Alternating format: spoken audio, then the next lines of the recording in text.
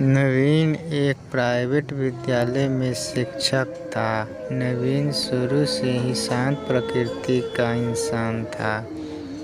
एक दिन कक्षा में पढ़ाते हुए किसी बच्चे पर उसे गुस्सा आ गया और उसने उस बच्चे को डांट दिया। बच्चे को अपमान अपना बर्दाश्त नहीं हुआ।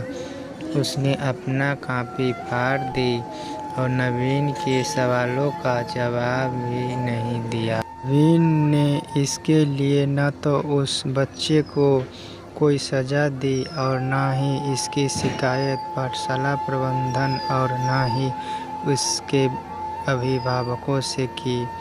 इस घटना से नवीन के दिल को बहुत ठेस पहुंची और उस बच्चे के प्रति उसका व्यवहार बदल गया।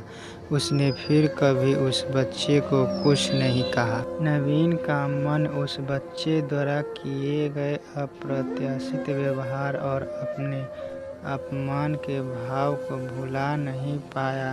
नवीन के मन के ये हालत हालांकि और किसी की समझ में नहीं आ रहे थे, लेकिन उससे सबसे ज़्यादा खुद नवीन और वह बच्चा पीड़ित थे।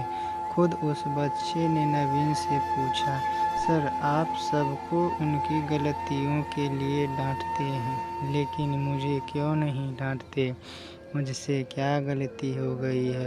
आप मेरे प्रति ऐसा व्यवहार क्यों कर रहे हैं?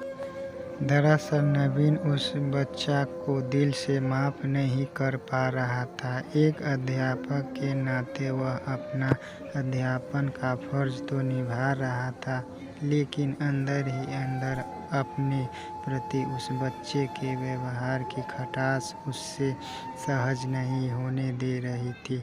नवीन का मन उस अपमान को भुला नहीं पाया था।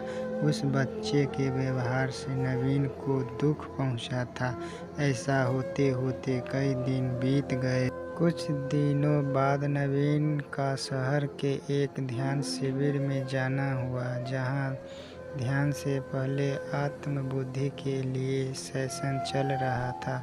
वहां अनुदेशक सब लोगों से अपने आप दूसरों को माफ़ करने के लिए कह रहा था।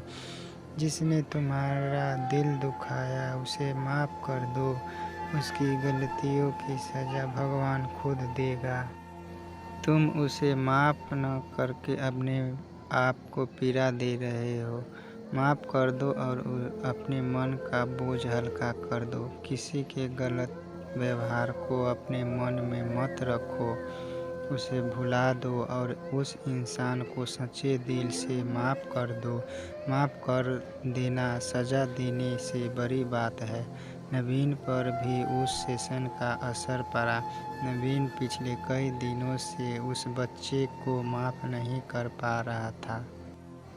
इस ध्यान सत्र के दौरान नवीन ने भी उस बच्चे को माफ़ कर दिया। आज नवीन को एहसास हुआ कि माफ़ कर देना जीवन की सबसे बड़ी जीत है। दोस्त, कहानी अच्छा लगे तो चैनल को सब्सक्राइब ज़रूर करें और अपने छोटे भाई को सपोर्ट करें।